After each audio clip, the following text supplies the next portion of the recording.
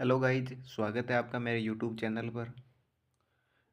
आज हम पढ़ेंगे राजस्थान की ज्योग्राफी। ज्योग्राफी हम नोट्स के थ्रू पढ़ेंगे, एकदम न्यू नोट्स है और नोट्स के थ्रू हम पढ़ेंगे। और तो आज का हमारा टॉपिक है राजस्थान का सामान्य परिचय। राजस्थान का सामान्य परिचय से हम स्टार्ट करेंगे और सभी टॉपिक एक वन बाय वन पढ़ेंगे। तो स्टार्ट करते हैं। राजस्थान शब्द का सबसे प्राचीन उल्लेख। राजस्थान शब्द का जो प्राचीन उल्लेख है वो सबसे पहले गोसुंडा शिलालेख में मिला था।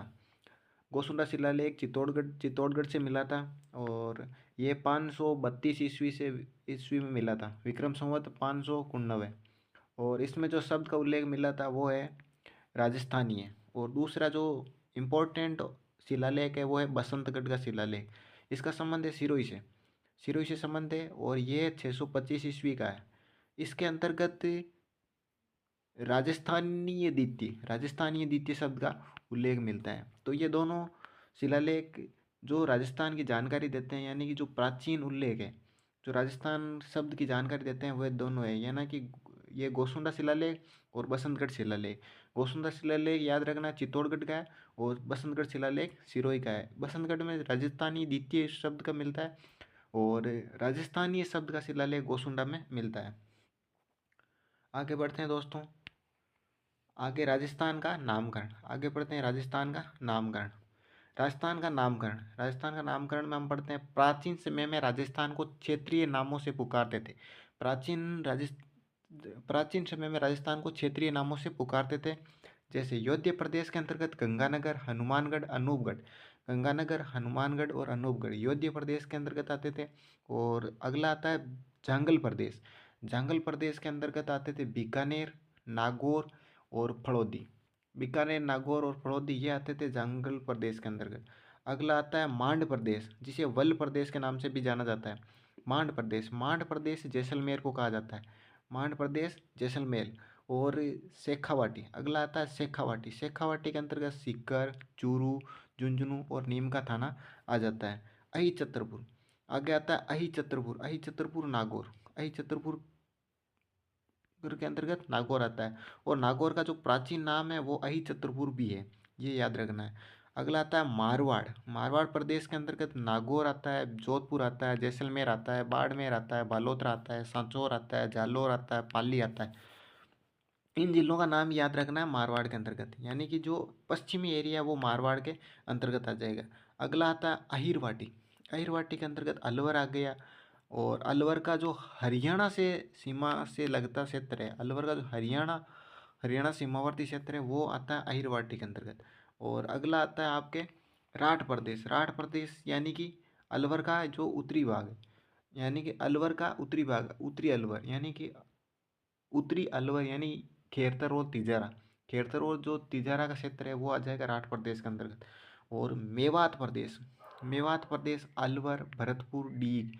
मेवात प्रदेश के अंतर्गत ये तीन आ गए, अलवर, भरतपुर और डीग। सूरसेन, अगला आ जाएगा सूरसेन। सूरसेन के अंतर्गत भरतपुर, धौलपुर, करौली आ जाएगा। सूरसेन के अंतर्गत भरतपुर, धौलपुर और करौली। आगे ध्यान रखना कोठी। कोटी प्रदेश के अंतर्गत आ जाएगा धौलपुर। कोटी प्रदेश के अंतर्गत आएगा सिंगल धौलपुर। कोटी प्रदेश का नाम आते ही धौलपुर का ध्यान रखना है। और मत्स्य जनपद, आगे आएगा मत्स्य जनपद खेरतल तिजारा। मत्स्य के अंतर्गत आएगा खेरतल तिजारा, अलवर, कोटपुतली, बेरोड और डीग, भरतपुर और जयपुर। ये क्षेत्र है ना, ये मत्स्य जनपद के अंतर्गत आएंगे। अगला आता है ढूंढाड़ प्रदेश। ढूंढाड़ प्रदेश के अंतर्गत जयपुर और दौसा वाला भाग है। जयपुर दौसा दोनों डिस्ट्रिक्ट है वो आ जाएंगे वो ढूंढाड़ प्रदेश के अंतर्गत। अगला आएगा हड़ौती प्रदेश। हड़ौती के अंतर्गत सबको ध्यान है कि हड़ौती के अंतर्गत ये कोटा, बूंदी और बारह और झालावाड़ वाला एरिया आता है। कोटा, बूंदी, बारह और झालावाड़ वाला एरिया हड़ौती प्रदेश के अंतर्गत आता है। हड़ौती बंदी यानी कि जो राजस्थान का मैप है, ये राजस्थान का मैप है, इसके अंतर्गत जो ये वाला भाग है, यानी कि ये वाला भाग है, ये वाला भाग है जो ये आता है इसके अंतर्गत हाड़ौती प्रदेश के अंतर्गत। और अगला आता है मेवाड़। मेवाड़ के अंतर्गत चित्तौड़गढ़ आ गया, उदयपुर आ गया, राजसमंद आ गया, सेलूम्बर आ गया और प्रतापगढ़ आ गया, शाहपुर आ गया, भीलवाड़ा। ये सब मेवाड़ के अंतर्गत आएंगे। और अगला इंपॉर्टेंट है वागड़ प्रदेश, वागड़ प्रदेश के अंतर्गत आएगा डूंगरपुर, बांसवाड़ा। ये दोनों वागड़ क्षेत्र में आएंगे, नहीं कि बांसवाड़ा और डूंगरपुर दोनों वागड़ प्रदेश में अंतर्गत आएंगे। और अगला आएगा सीवी जनपद, सीवी जनपद का आएगा मेवाड़ क्षेत्र, यानी कि मेवाड़ क्षेत्र वाला एरिया ही सीवी जनपद के अंतर्गत आएगा। अगला आएगा मेरवाड़ा, मेरवाड़ यानी कि अजमेर और नागौर वाला भाग, मेरवाड़ा अजमेर और नागौर वाला भाग यानी कि मेरवाड़ा। ये आगे आ गया गुजरातरा प्रदेश, यानी कि दक्षिणी जोधपुर वाला एरिया है, वो गुजरातरा प्रदेश के नाम से जाना जाता है। आगे आएगा दोस्तों, अगले पेज पर चलते हैं। ये अगले पेज पर यानी कि थली, थली हमारे इस थली एरिया को भी कहा जाता है कि थली बीकानेर से सुजानगढ़ चूरू के मध्य का भाग, बीकानेर से सुजानगढ़ यानी कि चूरू, सुजानगढ़ जो चूरू में पड़ता है और के मध्य का भाग है वो आता है थली के अंतर्गत। समय के साथ विभिन्न इतिहासकारों ने इस क्षेत्रीय प्रदेशों को एकीकृत नामों से पुकारा गया, यानी कि विभिन्न इतिहासकारों ने अलग अलग एकीकृत नामों से पुकारा गया। उनमें कुछ हम इतिहासकारों की जानकारी हम यहाँ ज्ञान करेंगे कि मतलब ये राजस्थान को सर्वप्रथम राजपूताना कहने वाला जो था जॉर्ज थॉमस, राजपूताना नाम दिया था जॉर्ज थॉमस ने राजपूताना नाम दिया था। और दूसरा है लिखित प्रमाण, जॉर्ज थॉमस यानी कि राजस्थान को सर्वप्रथम राजपूताना यानी कि जॉर्ज थॉमस ने दिया था। और ये कब दिया था? 1800 ईस्वी में। इसका लिखित प्रमाण यानी कि 1805 में मिला था। और वह पुस्तक थी इनकी थी जॉर्ज थॉमस की। इस पुस्तक का नाम है the military memories of mister George Thomas, the military memories of mister George Thomas. अगला है राजस्थान को सर्वप्रथम राजस्थान को सर्वप्रथम राजस्थान शब्द देने वाला और कर्नल जेम्स टोड था। राजस्थान को सबसे पहले राजस्थान, रायथान, रजवाड़ा इन शब्दों से जो पुकारने वाला व्यक्ति था वो था कर्नल जेम्स टोड। इन्होंने 1829 ईस्वी में इन नामों का उल्लेख बताया था। और इसकी जो इनकी कर्नल जेम्स टोड इनकी एक पुस्तक थी the annals and antiquities of Rajasthan, इस पुस्तक का नाम था। अगला आता है कि राज्य को राजस्थान का संवैधानिक दर्जा, यानी अगला इंपॉर्टेंट क्वेश्चन है राजस्थान को यानी कि हमारे राज्य राजस्थान को नाम संवैधानिक दर्जा, राजस्थान नाम का संवैधानिक दर्जा 26 जनवरी 1950 को मिला था। यानी कि जब संविधान लागू हुआ था तो हमारे राजस्थान का जो संवैधानिक दर्जा मिल गया था कि राजस्थान नाम, इस प्रदेश को राजस्थान के नाम से जाना जाएगा। अगला है कि राजस्थान की राज्य के रूप में स्थापना, राजस्थान की राज्य के रूप में स्थापना के अंतर्गत हम पढ़ेंगे कि 1947 से पहले भारत में प्रशासनिक व्यवस्था हुआ करती थी, जो हुआ करती थी जैसे रियासतों में हो गई, ठिकाने के अंदर हो गई, केंद्र शासित प्रदेश, इन तीनों के अंतर्गत हुआ करती थी। अब इनके अंदर भी हमारा राजस्थान आता था, राजस्थान में यही होंगे। तो आगे हम पढ़ेंगे राजस्थान के अंतर्गत रियासतें, ठिकाने, केंद्र शासित प्रदेश। तो आज़ादी के समय राजस्थान में रियासतें तो 19 थी और ठिकाना 3 था और केंद्र शासित प्रदेश 1 था, केंद्र शासित प्रदेश 1 था और ठिकाने 3 और जो रियासतें थी वो थी 19। और इन इकाइयों का निर्माण यानी कि इन तीनों इकाइयों को मिलाकर करके राजस्थान का निर्माण किया था, यानी कि राजस्थान का एकीकरण हुआ था और संपूर्ण प्रदेश को राजस्थान नाम का पड़ा था। तो आगे आगे राजस्थान का एकीकरण आपको सबको पता है कि 7 चरणों में हुआ था। तो राजस्थान का 7 चरणों में एकीकरण हुआ था। तो हम दो जो इम्पोर्टेंट है उन्हीं चरणों को पढ़ेंगे, बाद में एकीकरण राजस्थान का बाद में अलग पढ़ लेंगे, हिस्ट्री में पढ़ लेंगे, वो वहाँ पढ़ लेंगे, हिस्ट्री में पढ़ लेंगे। तो इसके अंदर के दो इम्पोर्टेंट है वो मैं बताता हूँ, एक तो चौथा चरण है और 7वां चरण है। इनमें से ज़्यादातर क्वेश्चन पुटअप होते हैं। जो चौथा चरण था वो आया था 30 मार्च 1949। जो इसके अंतर्गत जो इम्पोर्टेंट कार्य हुए थे वो हुए थे सीमा का निर्धारण और राजधानी जो जयपुर के अंतर्गत स्थापित हुई थी। इसके समय जो सीएम थे हीरालाल शास्त्री थे। और जो ये 30 मार्च राजस्थान दिवस के रूप में मनाया जाता है और राजस्थान स्थापना दिवस के रूप में भी मनाया जाता है। इसका ध्यान रखना, राजस्थान दिवस के रूप में भी मनाया जाता है और राजस्थान स्थापना दिवस के रूप में भी मनाया जाता है। ये दोनों डेट एक ही सेम दिन को मनाया जाता है, यानी कि राजस्थान की स्थापना 30 मार्च को और राजस्थान दिवस भी 30 मार्च को। अब मनाया क्यों जाता है? क्योंकि राजस्थान की राज्य के रूप में नींव पड़ी थी, क्योंकि 30 मार्च को राजस्थान के राज्य के रूप में नींव पड़ी थी, इसीलिए। और आगे आता है 7वां चरण, यानी कि ये सातवां सातवां चरण, ये आता है अंतिम चरण। ये था राजस्थान का अंतिम चरण जो आया था 1 नवंबर 1956 को। राज्य में शामिल स्थान, यानी कि इस चरण के अंतर्गत राज्य में जो अजमेर और मेरवाड़ा वाला भाग था उसको शामिल किया गया था। आबू सिरोही से देलवाड़ा, सुनेल टप्पा इनको सम्मिलित किया गया था। और राज्य से एक स्थान अलग किया गया था, वो था सिरोंज क्षेत्र। इसको राज्य से अलग कर दिया गया था, राज्य से अलग कर दिया गया था। और इस चरण में वर्तमान, और जो इस चरण के जो ये अंतिम चरण था, और इस चरण में वर्तमान राजस्थान का स्वरूप का निर्माण हुआ था। यानी कि जो वर्तमान में अभी राजस्थान का जो स्वरूप देख रहे हो आप, ये इसी लास्ट चरण के अनुरूप मिला था, यानी कि इससे निर्माण हुआ था। और जो ये आबू देलवाड़ा, यानी कि इस इस समिति की सिफारिश, यानी कि समिति पुनर्गठन आयोग लाया था फैजल अली के नेतृत्व में। ये था आपके नोट। आबू देलवाड़ा को राजस्थान को मिलाने का श्रेय गोकुल भाई भट्ट, यानी कि गोकुल भाई भट्ट जो सिरोही के थे, उनका जो श्रेय है जो आबू देलवाड़ा, ये गोकुल भाई भट्ट सिरोही के थे। आबू देलवाड़ा को राज्य में मिलाने का श्रेय गोकुल भाई भट्ट को जाता है। और ये आगे आपके ये नए ज़िले जो अब नहीं है, अब इनको जो नए ज़िले इनको हम एक अलग रूप में पढ़ेंगे। तो ये इस नोट्स के अंतर्गत थे, ये नए ज़िले इस नोट्स के अंतर्गत थे, तो इनको हम अभी नहीं पढ़ेंगे क्योंकि ये अब हटा दिए गए हैं, इसमें से कुछ ज़िले हटा दिए गए हैं, तो इनको हम बाद में पढ़ेंगे। तो आगे आगे बढ़ते हैं हम राजस्थान का क्षेत्रफल। आगे बढ़ते हैं हम राजस्थान का क्षेत्रफल।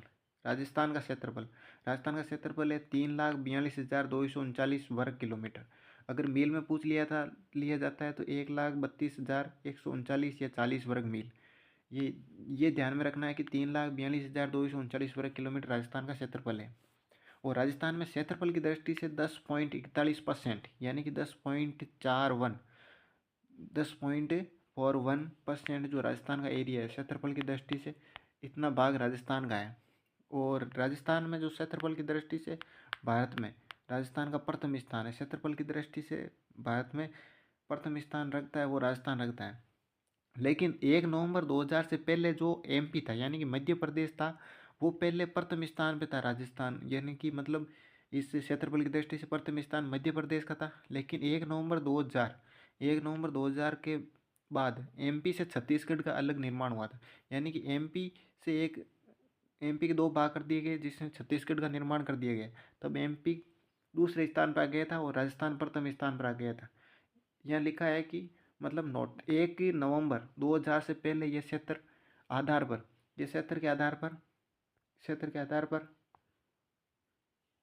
के आधार पर बड़े राज्य, यानी कि 1 नवंबर 2000 से पहले, यानी कि पहले एमपी यानी मध्य प्रदेश, और ये राजस्थान दूसरा था। यानी कि 1 नवंबर 2000 से पहले राजस्थान का दूसरा स्थान था, क्षेत्रफल दृष्टि थे। और मध्य प्रदेश से छत्तीसगढ़ अलग होने के बाद अब ये प्रथम स्थान पर आ गया राजस्थान। आगे बढ़ते हैं दोस्तों, आगे बढ़ते हैं। राजस्थान का क्षेत्रफल विभिन्न देशों के सापेक्ष, यानी कि राजस्थान का क्षेत्रफल किन देशों के सापेक्ष यानी कि मिलता जुलता है या फिर इनके बराबर है, तो वो है राजस्थान का क्षेत्र जिम्बाब्वे जापान के क्षेत्र से थोड़ा ही कम है, यानी कि जिम्बाब्वे और जापान के क्षेत्र से थोड़ा ही कम है। और राजस्थान का क्षेत्र मलेशिया, कजाकिस्तान, यूके यानी यूनाइटेड किंगडम और Poland, Italy, Vietnam, Congo, Oman आदि देशों से बड़ा है। यानी कि ये Malaysia, Kazakhstan, UK, Poland, Italy और वियतनाम, कांगो, ओमान आदि देशों से बड़ा है। अब हम पढ़ेंगे राजस्थान के विस्तार के बारे में हम पढ़ते हैं। आगे बढ़ते हैं दोस्तों। देखिए राजस्थान का विस्तार, ये टॉपिक आया अलग। कोणा गांव है जो गंगानगर में पड़ता है और राजस्थान का जो सबसे उत्तरी बिंदु है। उत्तर है, ये पूर्वी है और ये पश्चिमी है और ये दक्षिणी, यानी कि जो उत्तरी बिंदु है यानी कोणा गांव गंगानगर, यानी गंगानगर तहसील। और सिलाना गांव जो पूर्वी गांव है सबसे, सिलाना गांव राजाखेड़ा तहसील है और ये धौलपुर जिले के अंतर्गत पड़ता है। और जो सबसे दक्षिणी बिंदु है वो है बोरकुंडा गांव जो कुशलगढ़ तहसील बांसवाड़ा में पड़ता है। दोस्तों ये जो सबसे दक्षिणी बिंदु है यानी बोरकुंडा गांव है, कुशलगढ़ तहसील है और बांसवाड़ा जिले के अंतर्गत पड़ता है। और ये है सबसे पश्चिम बिंदु यानी कटरा गांव सम तहसील है और जैसलमेर जिला है। और जो इनके जो उत्तर से दक्षिण तक की लंबाई है वो है 826 किलोमीटर, यानी कि उत्तर से दक्षिण की लंबाई कितनी है 826 किलोमीटर, इसका ध्यान रखना है। और जो पूर्व से पश्चिम तक की लंबाई है वो 869 किलोमीटर, यानी कि 869 किलोमीटर ये है। 869 किलोमीटर है वो पूर्व से पश्चिम की ओर है। और जो ये दोनों रेखाएं यानी कि इन दोनों के यानी सबसे मध्यस्थ गांव है वो है लांपोड़े गांव, नागौर के अंतर्गत पड़ता है। और आगे बढ़ते हैं दोस्तों, ये थोड़ी दिशा के बारे में ध्यान लीजिए। ये उत्तर दिशा और दक्षिण, और ये पूर्व और ये पश्चिम। इनके जो उत्तर पूर्व है इनके बीच जो कोण बनता है वो ईशान कोण के नाम से जाना जाता है।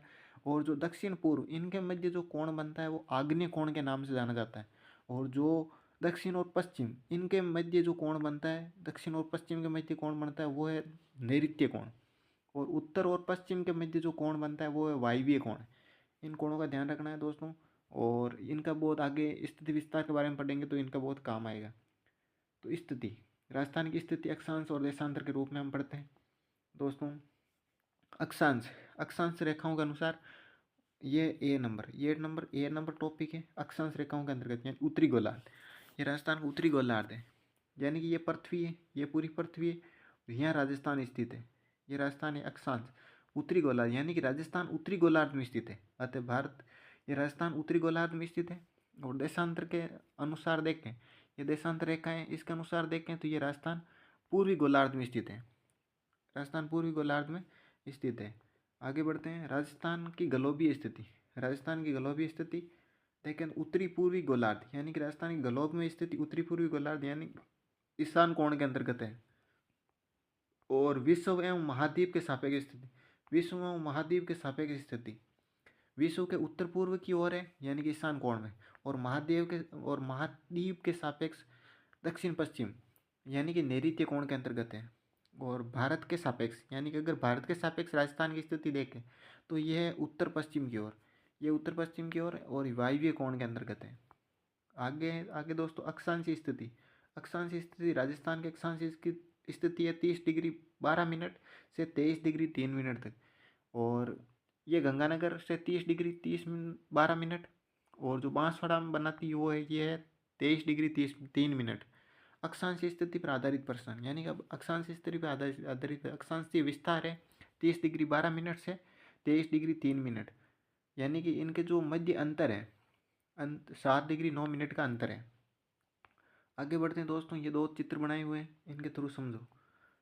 ये है, ये पृथ्वी है, ये पूरी पृथ्वी है। और ये अक्षांशीय रेखा है देशांतर, ये कर्क रेखा, ये अक्षांश रेखा और ये मकर रेखा। यहाँ है कर्क रेखा, यानी कि जो कर्क रेखा बांसवाड़ा जिले की ओर गुजरती है, जिले से गुजरती है। और ये है राजस्थान की स्थिति यहाँ है, राजस्थान की स्थिति यहाँ है। और राजस्थान की स्थिति और विस्तार के मतलब अंतर्गत जो क्वेश्चन है, राजस्थान के विस्तार स्थिति और विस्तार के अंतर्गत जो क्वेश्चन है वो यहाँ दे रखे हैं।